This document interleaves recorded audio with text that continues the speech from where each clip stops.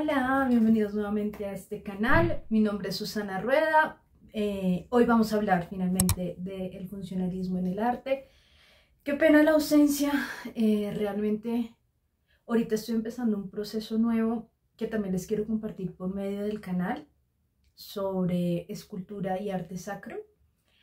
Entonces, pues estaba como en ese proceso de ver cómo hacía para que funcionaran las dos cosas, pero bueno, ya finalmente logré llegar como a un punto de equilibrio y espero pues que también me acompañen en este proceso.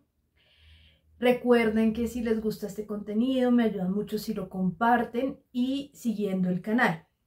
Bueno, ahora sí, comenzamos. A lo largo de estos episodios de Arte y Política hemos venido hablando sobre la necesidad de entender esa relación específica que hay entre las ideologías políticas y el contexto político y social que se vivía en el siglo XX para entender por qué se surgen y se dan ciertas manifestaciones artísticas que conocemos en este momento como las vanguardias del siglo XX. Estamos hablando de la primera mitad del siglo XX, que va desde antes de la Primera Guerra Mundial, el periodo de preguerra, hasta el fin de la Primera Guerra Mundial. Hemos venido viendo cómo hay una pregunta muy importante para los artistas y es: ¿qué debemos hacer con respecto al capitalismo, con respecto al neoliberalismo? ¿Y qué posición debe tomar el artista viendo las injusticias sociales y la desigualdad que han generado estos sistemas económicos? Y estos sistemas económicos se han adoptado como políticas de gobierno, políticas de Estado. Recordemos que estamos en la época de los imperialismos, entonces los grandes imperialismos que tenemos en Europa se han extendido a lo largo del siglo XVIII y XIX y están llegando a su momento de gran decadencia. Y bueno, y entonces hemos visto un poco, haciendo como un pequeño resumen de lo que hemos visto en los videos anteriores, cómo esto se ve reflejado en una gran miseria que se concentra en las ciudades. Sobre todo hablábamos del caso de París, pero decíamos que esto no solo pasa en París, sino que pasa en todas las ciudades importantes de Europa. Y por otro lado, el surgimiento del pensamiento comunista. El pensamiento socialista ya existía y este se plantea a raíz de las repúblicas francesas, de los pensadores del iluminismo francés. Y después con Marx y con Engels nace el pensamiento comunista, que viene a plantearnos unas diferencias radicales con el socialismo. Y este es el ambiente intelectual en el que surgen las vanguardias. Entonces, ya hablamos un poquito, así muy por encima, del cubismo, no nos metimos tan de lleno, justamente porque Walter Benjamin, que era el autor del que estábamos hablando antes, nos decía que no es un auténtico arte revolucionario. Recuerden que estamos siguiendo a estos autores que son pensadores de izquierda para plantear un pensamiento crítico a esta aproximación que ellos hacen y digamos que este discurso que se nos propone desde la academia y el campo de las artes. Son pensadores que siempre se estudian en las artes y a los cuales no se les hace este abordaje político. Por eso estamos haciendo este ejercicio de volver sobre ellos y ver realmente hasta qué punto están implicados los artistas dentro del pensamiento ideológico y cómo se legitima este pensamiento ideológico a partir de lo que escriben estos autores. Y veíamos pues lo que les digo que pasa con el cubismo. Ahora, aquí también es importante tener algo presente y no le dedicamos un programa como tal al cubismo, justamente por lo que les decía, veníamos siguiendo a Walter Benjamin, pero el cubismo marca un antes y un después en la forma en la que se entiende el arte moderno y el arte de vanguardia. Entonces, pese a que no nos metemos de lleno, ahorita con Argan vamos a hablar un poquito sobre lo que plantea el cubismo particularmente en un ejemplo que creo que él propone en su libro y que es clave para entender las diferencias formales que hay con los otros movimientos artísticos que son el expresionismo y el impresionismo, que son anteriores al cubismo. El cubismo nos va a dar, digamos que, un postulado ideológico mucho más claro, y eso es lo que vamos a ver ahorita. Pero, sin embargo, vamos a ver que la forma en que Argan aborda a la historia del arte es muy distinta a como la aborda Walter Benjamin. Recordemos que Walter Benjamin era un crítico literario y su libro, La obra de arte en la era de la reproductibilidad técnica, es un ensayo que resulta de la recopilación de una serie de columnas de opinión y de columnas, digamos que, de reflexión abierta que él publicaba en un periódico. Entonces, en ese sentido, no hay una rigurosidad en cuanto a la forma en la que él está abordando el tema del arte, el tema de la fotografía y el tema del video, justamente porque no está buscando construir un texto académico, sino que es un texto que viene a armarse a partir de distintas reflexiones que él ya había planteado en periódicos. Y esto hace que no tenga el rigor y el peso que vamos a encontrar ahorita en Argan. Y creo que lo interesante de Argan y lo que le da tanto peso como historiador del arte es justamente esa síntesis que puede hacer entre la parte ideológica y la parte formal de las obras de arte. Entonces vamos a ver un poquito eso.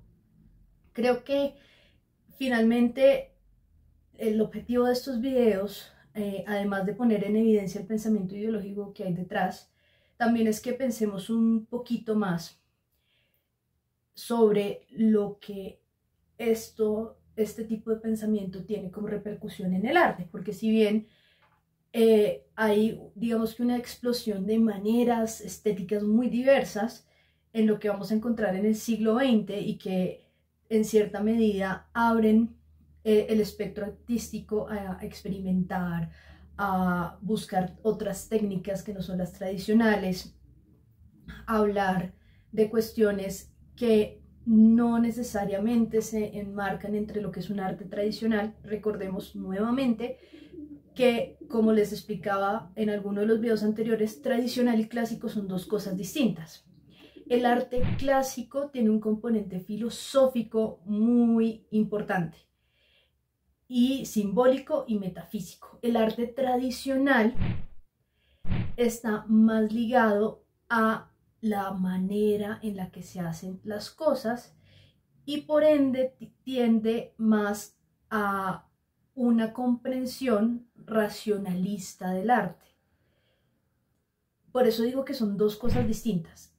Después, si Dios lo permite, y a mí me da la vida para hacer más videos, vamos a hablar un poquito más de esto, de la diferencia entre clásico y tradicional y cómo uno desencadena al otro, pero el arte tradicional es netamente racionalista. Y en eso hay dos diferencias muy importantes. Mientras uno sí tiende a lo metafísico y a este mundo de las ideas y de la filosofía, el otro tiende a cerrarse en un sistema cerrado donde se coincide el virtuosismo como el culmen de la capacidad técnica. Y por eso mismo es que se agota y por eso mismo es que los impresionistas reaccionan contra este arte, contra el academicismo del siglo XVIII y XIX. Bueno, coméntenme porfa en los comentarios si quieren que hablemos de esto. No sería ya arte y política. A esta serie le quedan unos 3 o 4 videos más, ya en esta parte de digamos que evidenciar esas diferencias entre un arte y el otro arte, la llamaríamos distinto. Y bueno, entonces con Argan vamos a hablar primero de quién es y qué fue lo que hizo.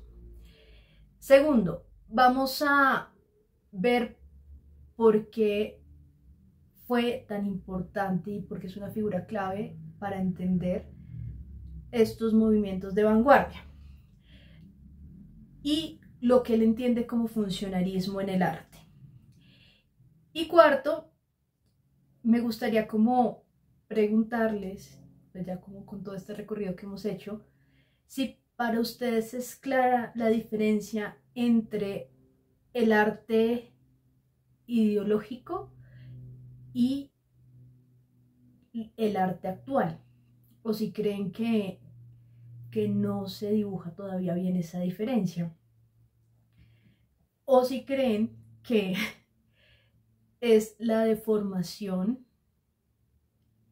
de ese pensamiento ideológico lo que hace que el arte actual esté estancado. Me gustaría pues saber qué piensan y pues que se empiece como a generar una conversación a partir de estas reflexiones. Bueno, entonces primer punto, ¿quién era Giulio Argan y por qué fue tan importante para la historia del arte? Argan nació en 1909 y murió en 1992. Es uno de los autores más prolíficos en cuanto a la historia del arte. Sin embargo, pues su trabajo no se limita a la historia del arte, también fue historiador, trabajó para el Estado en el área de patrimonio y preservación del patrimonio muchos años, fue profesor en la Universidad de Roma y la Universidad de Palermo de Historia del Arte. También fue guionista, escribió historias para teatro, fue político, fue alcalde primero entre 1976 y 1979 de la ciudad de Roma. Después de eso fue senador de la República. Y aquí hay algo importante que tenemos que tener presente y esto ya nos da un punto desde el cual podemos entender un poquito más a Argan, y es que él fue alcalde por el Partido Comunista Italiano. Particularmente el abordaje que vamos a hacer en este podcast, video, como lo quieran llamar, de arte y política, es sobre lo que él habla de las vanguardias, pero su producción es inmensa, es muy famoso justamente por las biografías que hace de muchos artistas, por sus aportes en cuanto al patrimonio, jugó un papel muy importante en la aplicación de los tratados de Letrán, y les voy a contar brevemente de qué se trata esto para que entiendan el nivel de personaje que tenemos enfrente. Los tratados de Letrán son los que permitieron hacia 1929 que se consolidara como Estado soberano el Estado del Vaticano. Antes de eso, en el imperialismo que vivió la Italia, se le confiscaron muchos bienes culturales y patrimoniales a la Iglesia Católica.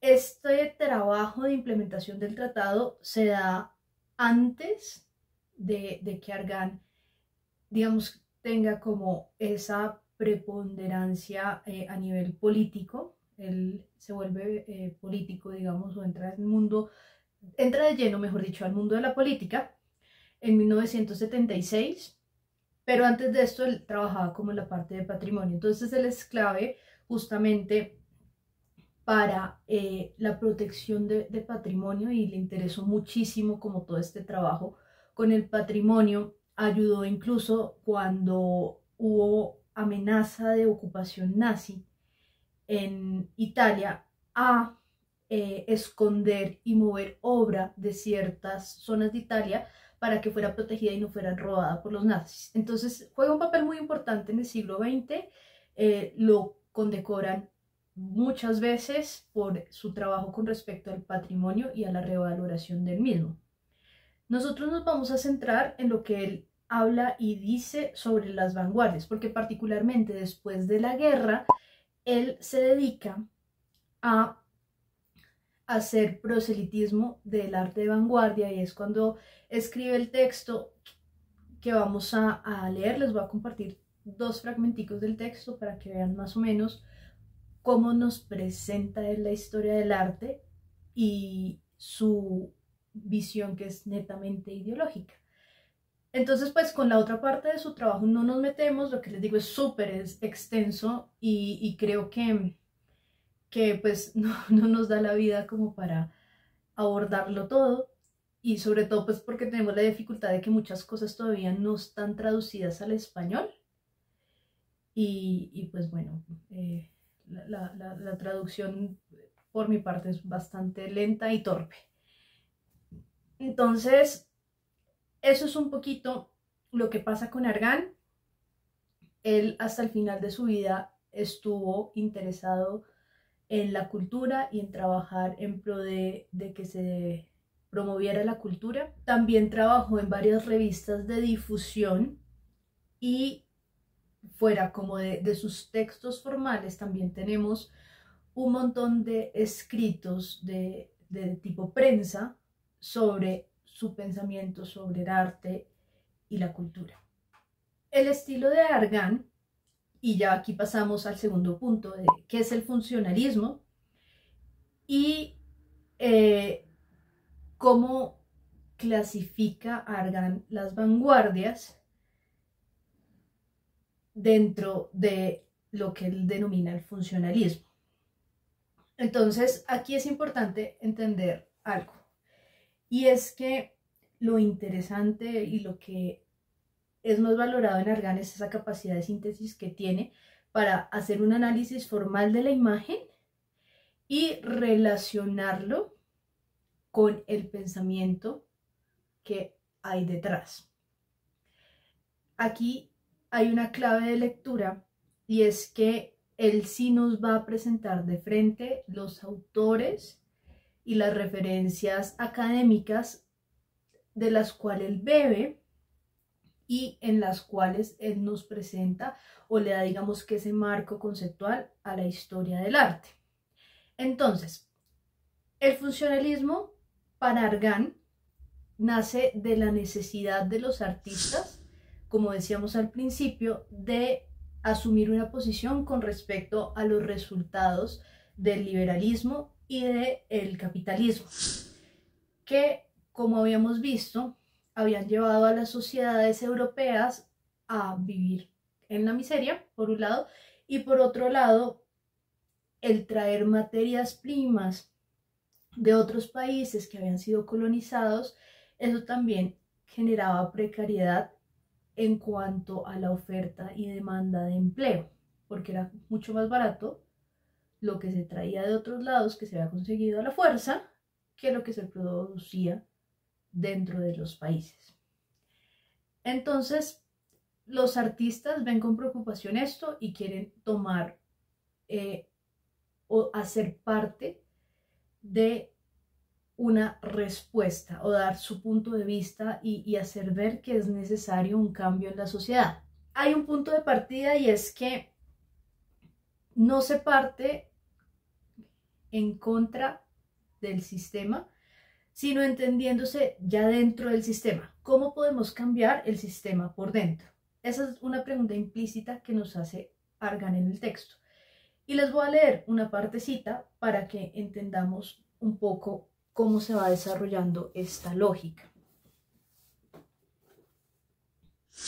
En la época del funcionalismo, aproximadamente desde 1910 hasta la Segunda Guerra Mundial, hay varias corrientes que tratan de definir la relación entre funcionamiento interno y funcionamiento social de la obra de arte. La exigencia de desarrollar la funcionalidad del arte entra dentro de la tendencia general de la sociedad a cumplir una funcionalidad, pues esa sociedad ya está absolutamente involucrada en el ciclo económico de producción y consumo. Los artistas quieren contribuir a la demolición de las viejas y estáticas jerarquías de clase y a la recreación de una sociedad funcional, sin clases. Entonces, aquí ya, en este primer párrafo, miren que no era necesario profundizar mucho para que ya nos esté planteando esta lectura desde el materialismo histórico. Entonces, hay una necesidad de acabar con la jerarquía y de involucrarse de los artistas dentro de la lucha de clases. Esto es materialismo histórico. Su indagación se enmarca así en este proceso hacia una organización democrática de la sociedad, en la historia de la lucha de las fuerzas progresistas contra las fuerzas conservadoras, puesto que el capitalismo que controla la industria trata de mantener y reforzar la separación jerárquica entre clase dirigente y clase trabajadora, en abierta contradicción con la necesaria unidad de la función. La postura ideológica de los artistas es contraria a la de la burguesía capitalista. La oposición pasará a ser más explícita y áspera cuando la burguesía capitalista llegue a dotarse en algunos países de los regímenes políticos totalitarios. Entonces aquí vemos claramente pues esa oposición, ¿no?, entre conservador y progresista, entre obrero y burgués. Y cómo nos va hablando ya un poquito como del contexto. Como les venía diciendo y les explicaba al principio, el contexto condiciona mucho la forma en la que los artistas se van a entender durante el siglo XX. Y la pregunta que se hacen los artistas es, bueno, ¿cómo es que interviene el arte dentro de la sociedad actual? Y eso es lo que nos dice Argan. Con la llegada de la industria y la crisis del artesanado, el trabajador pierde toda capacidad de iniciativa de decisión. El trabajo reiterativo de la industria no es libre, por tanto no es creativo, no depende de una experiencia de la realidad ni la renueva. Esa es la situación de extrañamiento de la realidad que Marx denomina alienación. Entonces, ¿dónde puede trabajar el arte? Según el pensamiento marxista, recordemos que Argan es marxista, es simplemente en la capacidad que tiene de abrirnos como un espacio diferente al espacio del trabajo. Y ya vamos a ver por qué lo ve de esta manera y qué implicaciones tiene. No estoy leyendo, hago la aclaración para que lo tengan presente, no estoy leyendo todo de corrido el capítulo, estoy leyendo apartaditos que ya tenía seleccionados. El artista trata de proporcionar un modelo de trabajo creativo que lleva consigo la experiencia de la realidad y que la renueva, y pasa luego de la cuestión específica a la general. Trata de demostrar cuál puede ser el valor del individuo y de su actividad dentro de la unidad funcional del cuerpo social. Se sitúa así en el mismo centro de la problemática del mundo moderno. Y aquí va a plantearse uno de los problemas que quizás menos hemos abordado desde la crítica, digamos que a la historia del arte, y es cómo la función del arte pasa a ser una función política. ¿Y por qué digo que es de los problemas menos abordados? Porque justamente el arte político necesita de un marco estatal y de dinámicas del poder para funcionar, mientras que el arte clásico y el arte tradicional no necesitan de ello. Entonces, el arte moderno y el arte ideológico o arte de vanguardia necesita del Estado y necesita de la legitimación del poder para funcionar. Y esto es algo de lo que no se habla porque se cree que naturalmente es así y resulta que no. Cuando nosotros revisamos la historia y vemos cómo se hacían las producciones culturales, ya sean las grandes catedrales, algunos de los teatros, de los grandes teatros, de los teatros más antiguos que tenemos, que son piezas arquitectónicas de un alto valor, nos damos cuenta que nacen particularmente de la necesidad del pueblo por tener un espacio de unión, un espacio en el cual se pueda compartir y se pueda disfrutar del ocio. Pero también acá hay un cambio de paradigma con respecto al ocio. El ocio en la Edad Media y en la Antigüedad tardía y clásica significa una cosa muy distinta al ocio como lo entendemos nosotros actualmente, que es el ocio por entretenimiento. El ocio antes era un tiempo para pensar, un tiempo para nutrirse espiritualmente, nutrir el alma. Y no era un tiempo baldío. Nosotros ahora lo vemos como un tiempo solamente de entretención, y esta ruptura se da con la modernidad. Entonces tenía un sentido mucho más profundo ir a una obra de teatro, y eso es a lo que voy hablándoles de esto, en la Edad Media, porque era el tema o el espacio para preguntarse muchas cosas y pensar y desconectarse un momento, pues como de la realidad. Realmente era una práctica interior, y los espacios culturales funcionaban como prácticas interiores, como espacios de interiorización y compartir con la comunidad. Aquí ya no tenemos eso.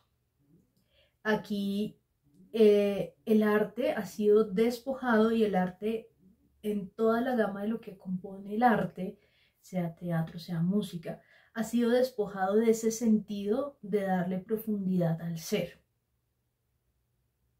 Y tiene una función, en el caso del arte tradicional y arte moderno, casi que estrictamente decorativa e intelectual, dirigida a las clases altas.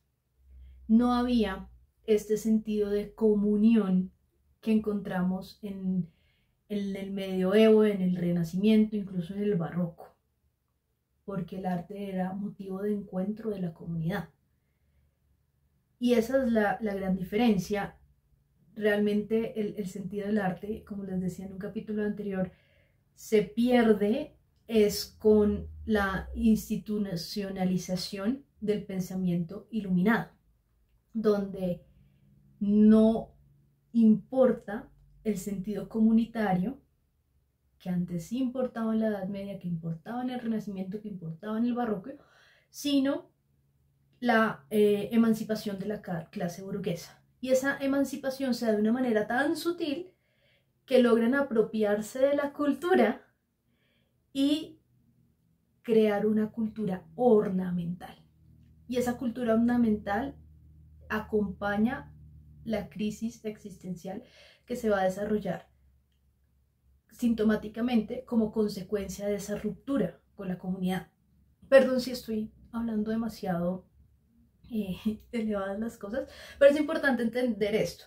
Entonces, un arte que ha perdido su fin social y su razón de ser, que pasa a ser un arte ornamental, un arte decorativo, un arte de élites, llega a su momento de crisis máxima en el momento en el cual, bueno, por un lado, pues tenemos como la aparición de la sociedad industrial, porque deja de ser el ideal tener una obra de arte, porque es mucho más fácil tener aparaticos y cosas que repliquen o sustituyan o diluyan un poco la complejidad que implica hacer arte. Y creo que termina siendo un resumen de lo que podríamos haber hablado después, pero bueno, más o menos esto es lo que pasa.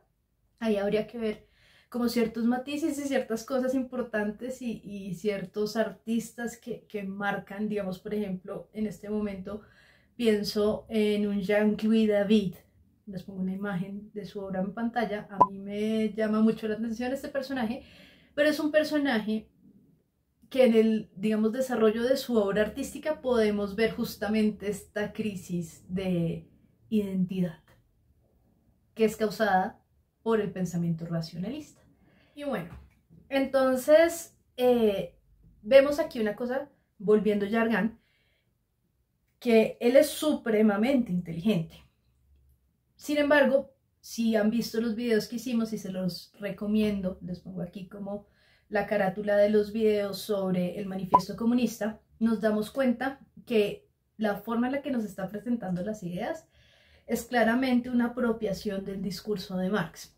No nos está presentando hechos concretos ni autores concretos, sino que está haciendo una síntesis histórica acomodada a su pensamiento. No está haciendo o haciendo como una búsqueda fiel de la realidad, una búsqueda crónica, que nos evidencie una cronología que nos dé cuenta de este cambio de pensamiento y el por qué.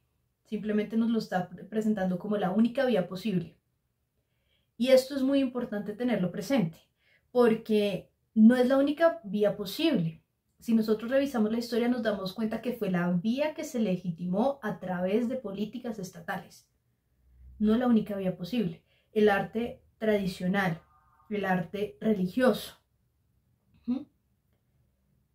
siguieron funcionando y seguimos teniendo artistas dentro de este otro arte que nada o muy poco tienen que ver con el arte institucional y que son ignorados por el arte institucional. Y hay una rica tradición también aquí de artistas que no son valorados por la historia del arte, justamente porque no se pueden encajar dentro de este marco ideológico. Ahora vamos a pasar como a la clasificación que hace Argan sobre las vanguardias. Entonces dice de la siguiente manera: para introducir este nuevo arte dentro de la sociedad, se trata por tanto de reformar su estructura interna. Entonces hay que cambiar el fin original del arte y darle un sentido que responda a esta necesidad de tener una función útil dentro de la sociedad. Útil en el sentido de que es una función productiva, que produce, ya lo vamos a ver, un espacio para, o un momento para, o una, digamos, inserción de la creatividad en el aparato de producción. Vamos al texto. Ya no se reconoce a la obra de arte un valor en sí, sino solo como demostración de un procedimiento operativo ejemplar, o más precisamente, de un tipo de procedimiento que implica y renueva la experiencia de la realidad. ¿Sí ven? Lo que les digo, tiene un valor funcional la obra de arte para estos artistas y responde a la problemática propia de su tiempo, deja de ascender, de hablar de lo que es realmente humano, de tener una concepción metafísica o de valores o de virtud, y está respondiendo a problemáticas puntuales de un tiempo. Esa es una de las principales características de lo que Argan denomina el funcionalismo en el arte. No lo dice con estas palabras porque, claro, le brincarían todos los artistas diciendo, no, pues yo también quiero hablar de cosas que van más allá de mí y de espiritualidad y no sé qué. Pero pues es lo que está diciendo.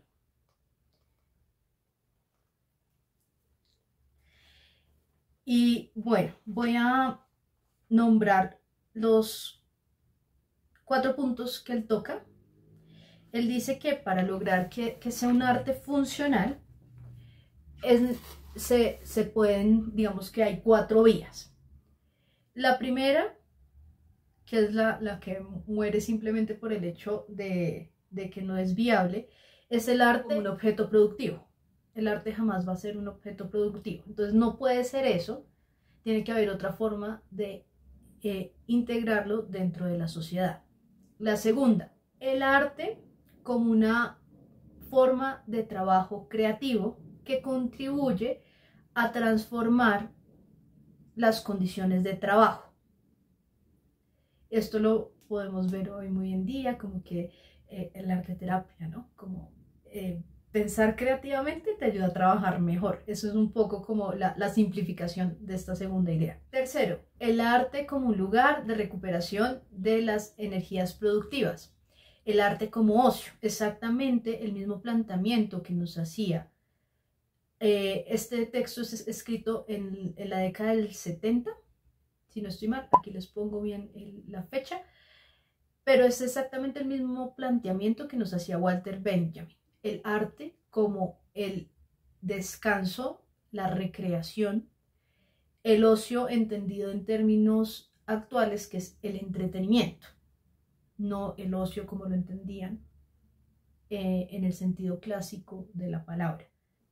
El cuarto es la negación de los tres anteriores. Como no podemos reducir el arte al sistema cultural vigente, recordemos, estamos hablando de capitalismo y de imperialismo, el arte tiene que morir o va a morir. Y por eso es que a partir del siglo XX estamos hablando, tenemos varios autores que nos hablan de la muerte del arte. Ahora vamos a entrar a profundizar un poquito en estos 4 apartados que él hace.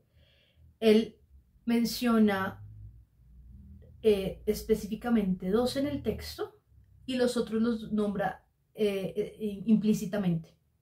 Pero me parece importante pues como hacer como la aclaración de que son 4 y él califica a los artistas de vanguardia en 2, que es el arte como función creativa que ayuda como o le da dinamismo a las ideas, y el segundo, el arte como ocio. Porque los otros 2 ya serían los extremos. Uno, el arte como algo de consumo, que curiosamente sí se da después.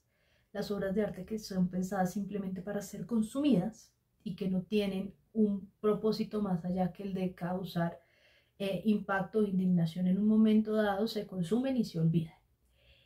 Y por otro lado, la muerte del arte, que la muerte del arte es algo de lo que se habló mucho en su momento y que se tomó como de una forma, o mejor dicho, no, nunca se asumió del todo como un punto de quiebre dentro de lo que es el mundo del arte, sino que se convierte en un mal chiste. Y a partir pues de esto que les digo, vamos a empezar a ver cómo él clasifica a los distintos movimientos de vanguardia. Pero esto ya nos da una idea bastante general de cómo Bergman el arte de vanguardia y por qué para él era tan importante darle difusión y hablar sobre este arte, porque justamente cumple con el objetivo político de Marx de diluir las jerarquías y diluir la cultura tradicional que era jerárquica, como veíamos en la lectura del Manifiesto Comunista. Ahora vamos a hablar, profundizando un poquito en esta división que hace Argand de las vanguardias artísticas en 2 grupos. Por un lado tenemos los que representan la primera tesis, que la voy a volver a leer para que vean que es un poquito enredado entenderlo y que casi que uno podría decir que ambas tesis son muy parecidas. Voy a leerlo y les doy la cita textual. Dice: primera hipótesis. El arte, como modelo de operación creativa, contribuye a transformar las condiciones objetivas por las que la actividad industrial resulta alineante. Entonces, dice que las vanguardias que responden a la búsqueda de este alivio a través del arte, recordemos que aquí se entiende el arte o la función del arte en cuanto a que brinda un escape a la prisión o al agobio que produce el trabajo en las clases trabajadoras, valga la redundancia. Entonces, el planteamiento o la forma en la que Argand va a agrupar estas vanguardias artísticas es de acuerdo a sus similitudes formales. ¿Qué quiere decir la similitud formal? Les voy a poner aquí una obra de arte de constructivismo ruso y una obra de arte cubista. Ya las habíamos visto anteriormente, pero lo que podemos ver es que hay una fracción, un fraccionamiento consciente de la imagen en el cual se nos presenta la imagen compuesta en distintos planos donde hay un ritmo en la composición, hay una división fragmentaria que responde a la geometría.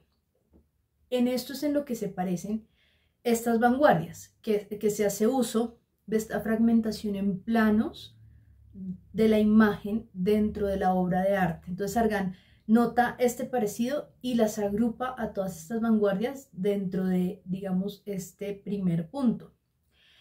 Entonces, aquí tenemos, además del suprematismo, el cubismo y el constructivismo rusos, también de Blue-Retier, que es el jinete azul de Vasily Kandinsky, un movimiento que él funda y sobre el cual él va a desarrollar a lo largo de su carrera lo que es la abstracción en el arte y la lectura simbólica y emocional del color desde su estudio sobre la forma y el color. Él se dedica a hacer este estudio sobre la forma del color y es un análisis formal, racionalista en cierta medida. Entonces por eso es que también, pese a que en el caso de El jinete azul no tenemos esta fragmentación en planos, de hecho es más parecido, aquí les pongo la imagen, el primer jinete azul que hizo Kandinsky. Si lo vemos, vemos que es más parecido al expresionismo alemán o aquí les pongo también imágenes del expresionismo alemán o incluso al impresionismo francés, porque la imagen está compuesta, es a partir de la mancha. Aquí porque se habla también de un análisis formal o una racionalización formal de los conceptos o los contenidos que tiene la pintura. Porque en el caso de Kandinsky, el desarrollo que él hace del arte abstracto parte justamente de los medios por los cuales se construye la pintura. En el caso de él, no trabaja sobre la forma como lo hacen el constructivismo, el cubismo y el suprematismo, sino que trabaja no trabaja sobre los planos de la imagen y el ritmo de la imagen, sino a partir del color y la forma. Entonces él empieza a darle una lectura simbólica y a hacer una serie de análisis que le permiten llegar a ciertas conclusiones de cuál es la apreciación que tiene la persona que ve la obra de arte sobre ciertos gestos. Entonces, por ponerles un ejemplo, cuando la pintura es azul, normalmente la tendemos a relacionar con algo triste, con un paisaje marino, con un sentimiento como de melancolía. Y eso es de lo que él empieza a trabajar y cómo él empieza a construir el significado de sus imágenes justamente desde esa lectura formal que tienen los elementos del color y de la forma. Y lo lleva como al plano psicológico. Entonces un poquito pues de ahí parte Kandinsky. Ya cuando llegamos a la abstracción como tal, a la pintura abstracta, pues esto coge un camino muy distinto. En un principio había todavía una identificación de la forma dentro de estas pinturas. Entonces por eso es que podemos hablar que es de carácter constructivista, o podríamos decir justamente que busca es como deconstruir o simplificar las formas para darle un sentido estético. Bueno, entonces en este primer grupo esos son los movimientos que tenemos y lo que dice que buscan, vuelvo y repito, es crear o transformar las condiciones objetivas de la actividad industrial.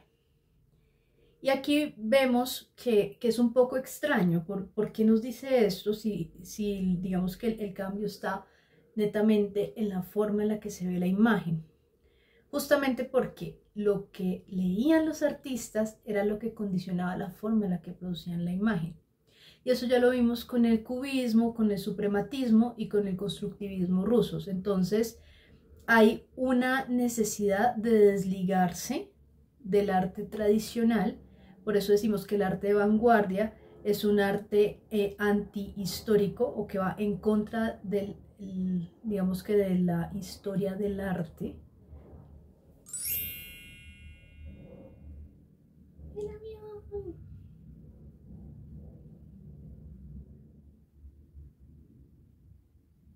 Porque niega la búsqueda de la representación fiel a la realidad, porque dice que esta búsqueda lo que hace es, desde esta lectura marxista, ¿no? Recordemos que todos estos artistas, ya los habíamos ya habíamos hablado un poco de estos movimientos antes, quieren negar justamente esta lectura de que la imagen sirve para representar y que esa representación responde a la perpetuación de la lucha de clases, porque justamente Marx entiende que el arte es parte de, digamos, esos mecanismos que perpetúan la diferencia de clases, porque es un arte, como les decía anteriormente, que está dirigido hacia las clases intelectuales y las clases altas. Entonces,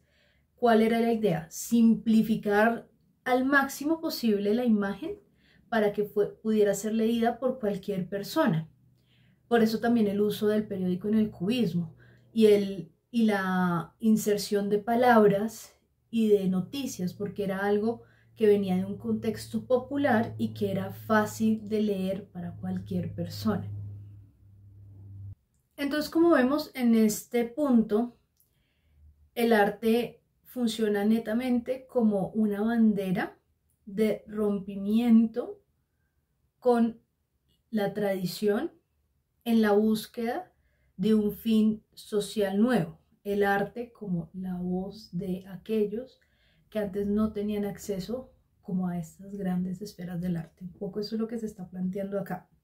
El segundo grupo de artistas, voy a volver a leer el enunciado para que entendamos o digamos que aterricemos un poquito más, porque son bastante enredados los enunciados. De hecho, si uno hace como una lectura un poquito más juiciosa, la diferencia es mínima.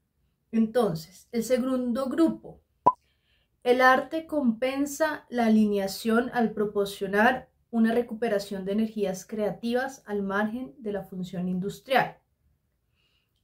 Entonces, es un espacio de ocio, un espacio en el cual las personas descansan. Esa vendría a ser la función del arte en el caso de los movimientos que vamos a nombrar a continuación. Y aquí tenemos el dadaísmo y el surrealismo. Si nos damos cuenta, los ponen en el mismo grupo, como lo hacía Walter Benjamin, que decía que los movimientos que realmente se acercaron a ser verdaderamente revolucionarios eran el dadaísmo y el surrealismo.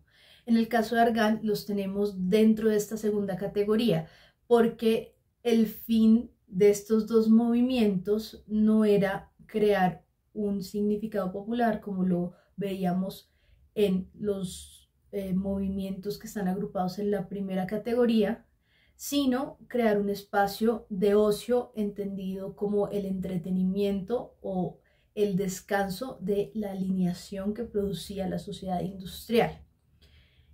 Y aquí vamos a ver que el análisis formal que hace Argand y por donde lo relaciona es justamente porque ambos movimientos logran crear un lenguaje visual en el cual el centro es la exaltación del individuo y su interioridad, pero no su interioridad entendida desde un punto de vista metafísico, o sea, espiritual que asciende a, sino su interioridad entendida como aquello que es propio del inconsciente, en el caso del surrealismo, y en el caso del dadaísmo, del azar, aquello que se puede o que puede desarrollar un individuo, un lenguaje propio que se exalta a través de las manifestaciones artísticas.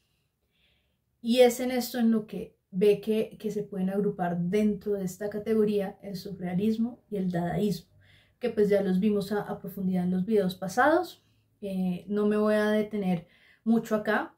Lo que los une es justamente esta tensión que hay entre individuo y sociedad. Veamos que la solución que daba el dadaísmo era que había que atacar al burgués y crear un arte que no fuera coleccionable, que esa era la forma más eficiente de atacar al burgués. Por el otro lado, con el surrealismo, tenemos una exaltación del subconsciente y el mundo onírico que se logra, digamos que a través de ciertas prácticas, y les permite a ellos crear un sistema visual, un sistema estético, pues a partir de estas prácticas, que era lo que hablábamos de, por ejemplo, no dormir, y cuando estaban en ese estado de que ya no podían más, empezar como a escribir o a dibujar, y usar como la alucinación como el vehículo en el cual encontraban ese vínculo entre el individuo y la sociedad. Ellos apuntan mucho a esta idea de Sigmund Freud, y que después va a desarrollar mucho más Carl Jung, de el inconsciente colectivo. Que eso no lo hablamos mucho en los videos anteriores, pero es esta idea de que hay ciertas imágenes, eso lo dice más Carl Jung que Sigmund Freud, pero pues viene como de esa línea de desarrollo de la psicología. Hay ciertas imágenes que pertenecen al inconsciente colectivo, al cual a las cuales, digamos, todos tenemos acceso. Entonces, un poco ellos lo que buscaban era llegar al acceso de esas imágenes para crear un arte que fuera para todo el mundo, que todo el mundo pudiera, digamos, que entenderlo, liberándose de las construcciones sociales. En este caso, hay un fuerte rechazo a la moralidad, y pues lo veíamos en los videos pasados. Entonces, eso es lo que une estas dos vanguardias, como esa búsqueda de la exaltación del individuo y de crear un arte que no sea trascendente, sino que lleve justamente pues al deleite, al placer, al entretenimiento. Otro elemento que para Argan es central para definir a las vanguardias es la capacidad de síntesis que tienen estos movimientos artísticos. ¿Y a qué me refiero con esto? Antes era muy clara la diferencia entre el arte oriental, el arte del Nuevo Reino de Granada, por decir cualquier cosa, y el arte de las colonias, de lo que es Estados Unidos. Hay un carácter muy marcado en las maneras de hacer y la forma de ver el mundo, que se va desarrollando desde los distintos, digamos, continentes, desde las distintas periferias. Y lo que va a pasar es que Argan se va a dar cuenta que hay tres fenómenos particularmente que hacen que sea posible este arte de vanguardias. Entonces, el primero es el arte naif, que literalmente es como el arte hecho por inexpertos, por artistas que no estudiaron en la academia. Aquí el mayor exponente que tenemos de este arte es Rousseau. Les muestro una imagen de su trabajo. Vemos que es un trabajo donde el color es muy plano, se pone de una manera arbitraria, no hay armonía en la forma en la que digamos, se plasman los colores en el lienzo.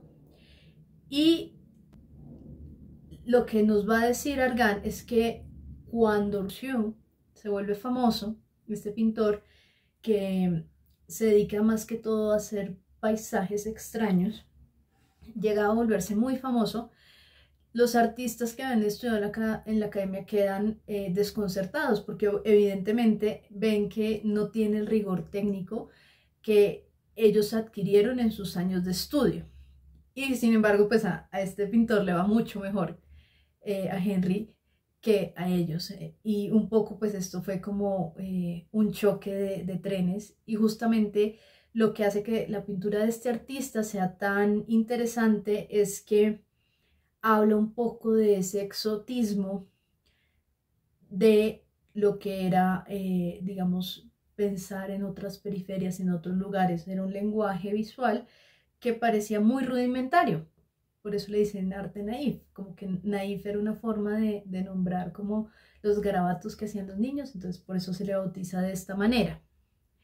Y también aquí tenemos a Gauguin, que empieza a pintar escenas que no eran tradicionales. También les pongo aquí imágenes en la pantalla, del mundo del arte, eran de lo exótico. Entonces estos artistas nos empiezan a hablar de una mirada hacia lo no convencional del mundo del arte, y sus exposiciones marcan fuertemente y hacen controversia dentro del mundo académico del arte, que como veíamos al principio del video, se estaba agotando justamente porque estaba totalmente desconectado de la comunidad y servía a las élites. Por otro lado, tenemos a los impresionistas, particularmente a Cézanne.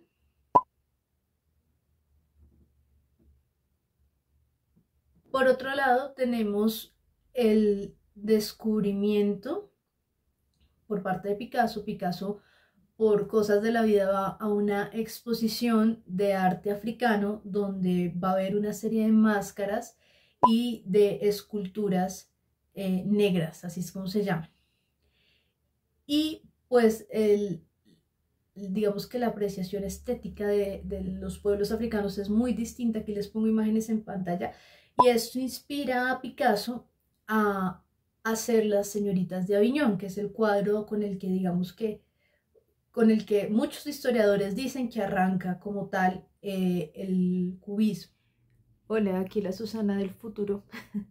Editando me di cuenta que no les dije una cosa importante, y es que el ejemplo del que les quería hablar en el texto, que propone como inicio de las vanguardias Argan, es justamente el cuadro de Las señoritas de Aviñón, pues para inicio como de las vanguardias, en este caso del cubismo. Ese es el ejemplo que él propone y era el que empieza a analizar en cuanto a su composición pictórica y formal. Y pues que bueno, ya ahorita vamos a ver un poquito en el video de qué va esto. Y aquí entraríamos como pues a ese punto que les había anunciado al principio, de ese análisis formal de ese ejemplo particular que él propone en el texto.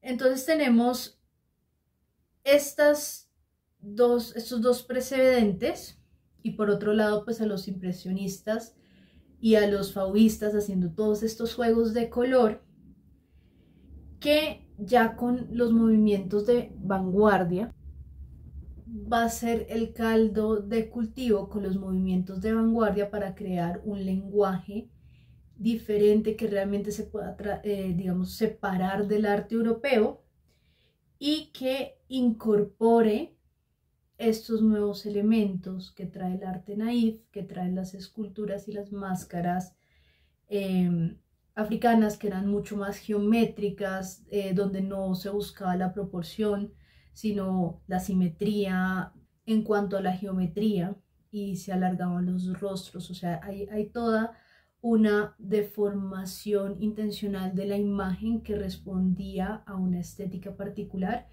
Y Argan nos dice lo siguiente: cuando esto empieza a pasar y Picasso lo ve, logra hacer un encuentro, una solución dialéctica entre lo extraño, lo foráneo, y por otro lado esta pintura, digamos, ingenua, sin ese refinamiento técnico, sin el estudio de perspectiva, sin el estudio de volumen que tenía Henri Rousseau. Y entonces aquí hay una idea que es muy interesante, que está por detrás de la forma en la que Argan nos va a presentar esta genialidad, digámoslo así. Genialidad, yo quisiera ponerla entre comillas, porque si bien sí es la construcción de un nuevo lenguaje estético, el fin sigue siendo ideológico. Entonces es una instrumentalización de un lenguaje estético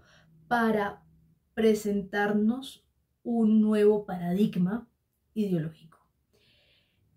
¿Qué es lo que nos dice Argan? Cuando Picasso logra hacer esta síntesis, 1907, Señoritas de Aviñón, va a pasar algo que nos va a permitir internacionalizar los movimientos artísticos y dejar de evidenciar en el arte esta clara manifestación cultural propia de cada país, de cada región, que hacía que se creara un lenguaje estético particular que respondía a esa identidad tradicional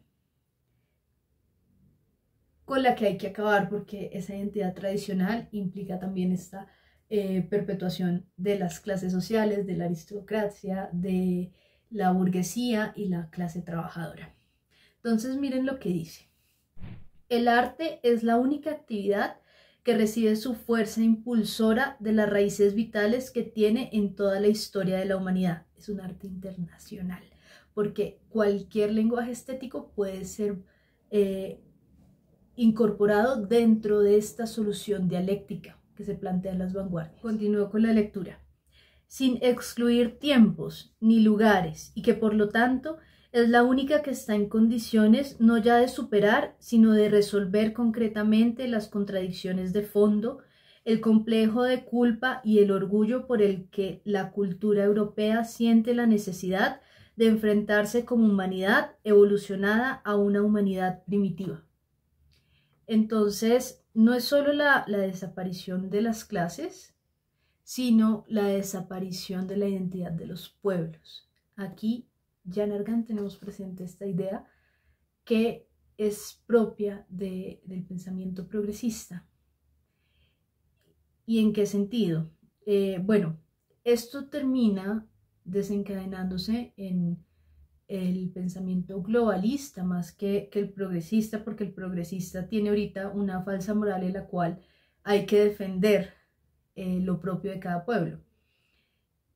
Entonces, si nosotros, o si realmente ellos fueran ortodoxos con sus ideas, no podríamos tener pinturas de Picasso, ni nada de vanguardias, porque justamente lo que hacen es apropiarse de las representaciones pictóricas de los pueblos oprimidos.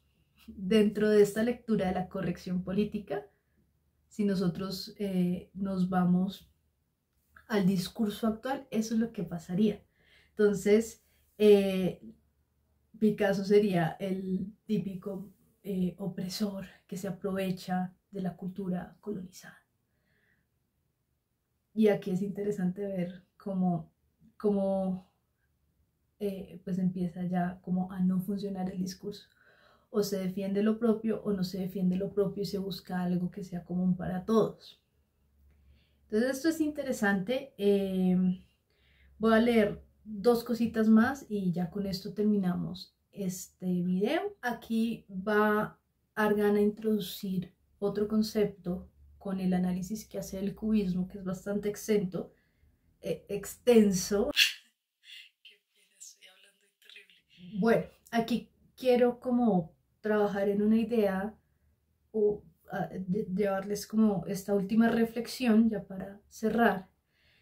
Y es que una de las cosas que señala Argan es que cuando se empiezan a dar todos estos desarrollos pictóricos propios de las vanguardias, el cuadro deja de ser un espacio de representación y se va a convertir en lo que él denomina una forma autónoma, o sea que es independiente de la realidad. Recordemos que en el arte tradicional y el arte clásico siempre hay una referencia a la realidad y que esta referencia nos lleva, digamos que, a buscar esa fidelidad en la representación de la realidad. Con el arte de vanguardia empieza a dejar de pasar esto y la obra de arte se convierte en un objeto autónomo. Y él hace aquí un señalamiento que me parece muy importante en este capítulo sobre el funcionalismo en el arte, y es que esta autonomía del objeto artístico rompe también la barrera entre pintura y escultura. Y eso es algo que vamos a empezar a ver a partir del siglo XX en la historia del arte. Ya no podemos hablar de una obra que sea totalmente pictórica o una que sea totalmente escultórica. Vamos a empezar a encontrar técnicas mixtas dentro del arte, además de lo que les decía en los videos pasados del uso de materiales industriales. Y esta también es una forma de fragmentar y de ir en contra del arte tradicional. Y me parece muy interesante lo que él dice, y voy a cerrar con su argumento para que pues veamos cómo él lo va desarrollando. El dualismo entre objeto y espacio, antiguo fundamento de la cultura figurativa occidental, no se resuelve con una operación dialéctica, que sigue siendo la introducción de una estructura lógica a priori en el contexto de la realidad. Se resuelve en la realidad física del movimiento. Espacio y objeto no son dos entidades definidas e inmóviles, que se ponen en movimiento cuando se establece una relación entre ellos. Son dos sistemas en movimiento relativo, y lo que vemos no es una forma antes inmóvil y luego descompuesta y recompuesta por un ritmo de movimiento, sino que es la propia forma del movimiento. Entonces vemos que no solo se disuelve, digamos, que esta distinción formal entre pintura y escultura, sino que también la lectura se vuelve la lectura de lo cotidiano. El tiempo que transcurre en la imagen es el tiempo de el ahora.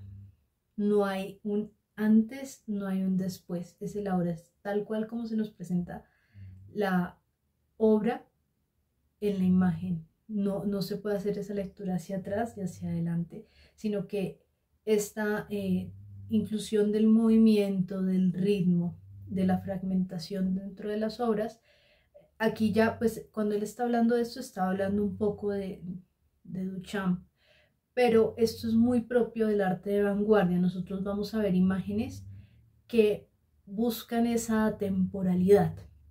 No las podemos anclar a un hecho concreto o a un espacio concreto de tiempo, y nos están hablando como de ese cambio constante.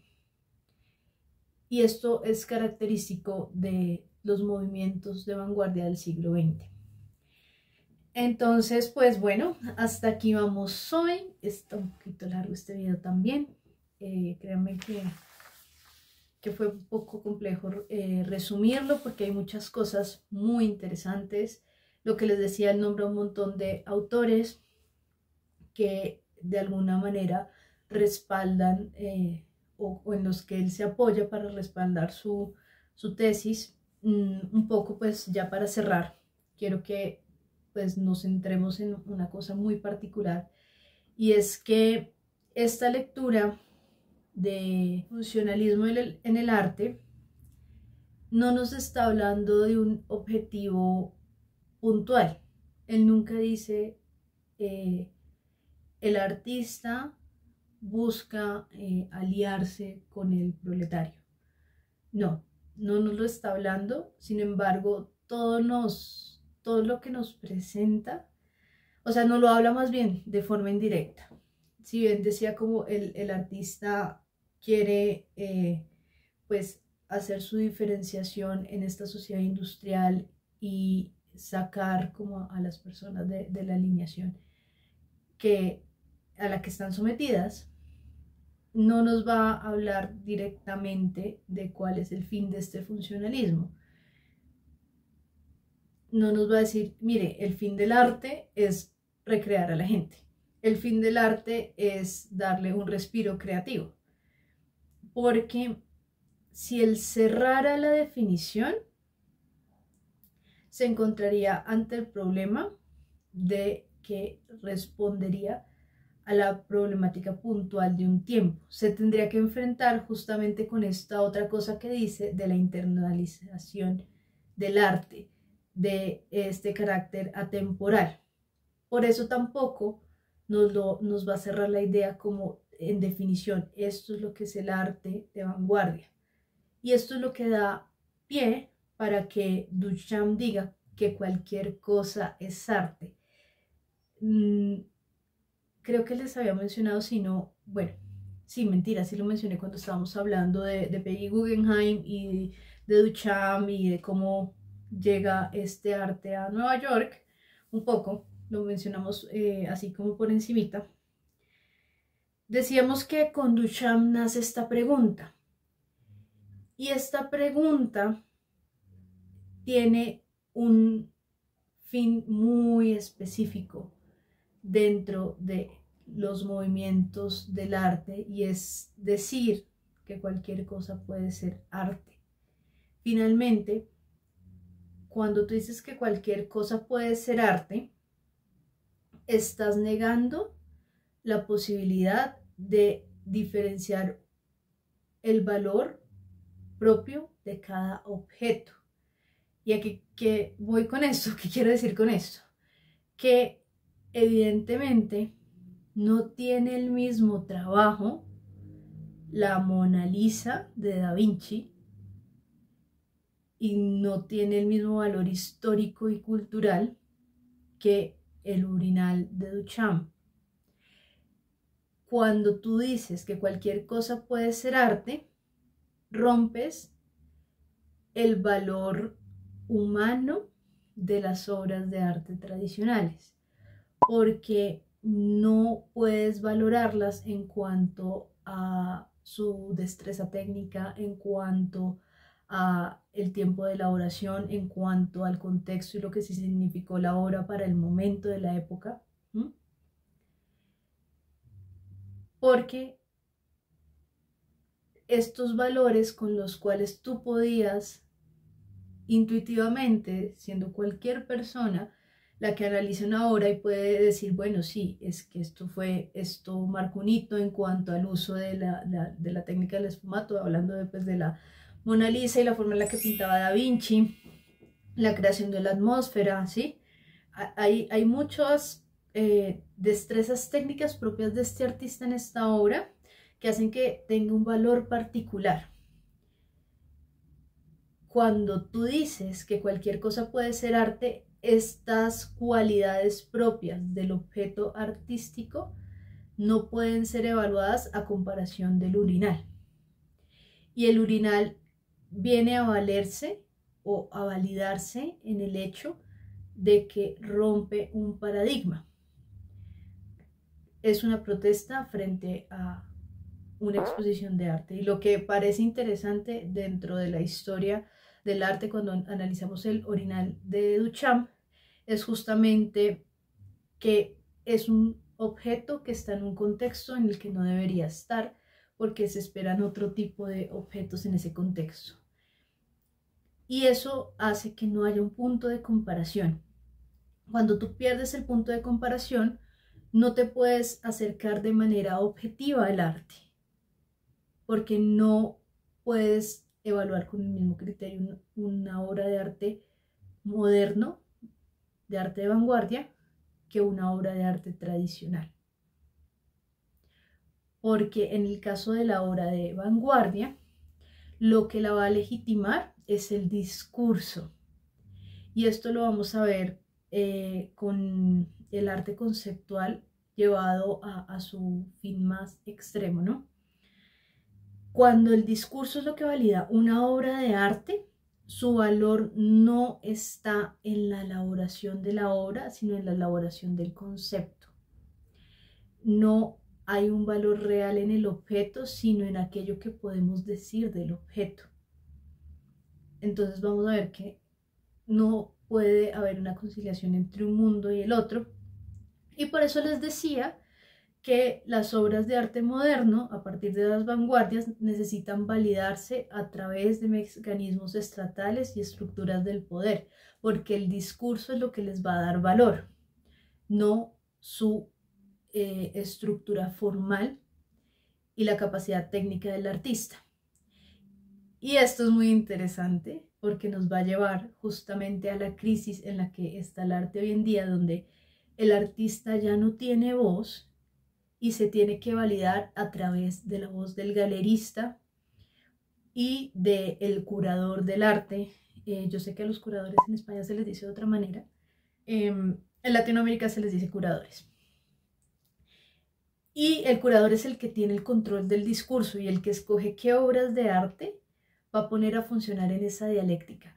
El curador vendría a ser, en términos de la filosofía clásica, el sofista por excelencia, aquel que es capaz de enredar con su discurso y no está llevando a las personas a la verdad o a la realidad de las cosas como lo haría el filósofo. Bueno, yo soy Susana Rueda, eso es todo por hoy, nos vemos en un próximo episodio. Déjenme por favor en los comentarios sus ideas, me interesa saber qué piensan, qué les ha parecido esta serie de videos que se han hecho con mucho amor y mucho esfuerzo. Dios los bendiga.